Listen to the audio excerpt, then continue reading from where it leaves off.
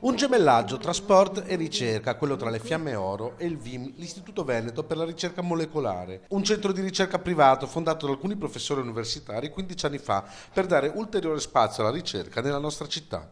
Una sinergia volta a sensibilizzare l'opinione pubblica sul lavoro di questa eccellenza padovana. Pensavamo di coinvolgere proprio i ricercatori nel partecipare a questa che è la Maratona di Padova, negli eventi anche quelli solo stracittadini, quindi parliamo di 1 chilometro, 5 chilometri, 10 chilometri, fare un gruppo numeroso che possa vestire una maglia che sia quella della fondazione del VIM insieme ai colori delle Fiamme Oro. La ricerca scientifica è come la maratona, dice Mattia Albiero, ricercatore del VIM.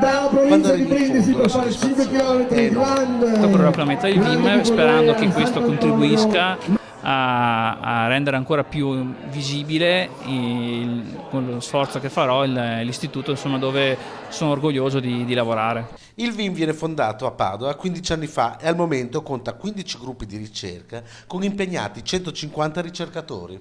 Sono iniziative che è più difficile fare nel mondo universitario e più facile qua, per cui noi siamo connessi sia con l'università che con l'azienda ospedaliera, ma ambiremo anche a fare un po' da modello per influenzare anche il tipo di vita che si fa nelle università e negli ospedali.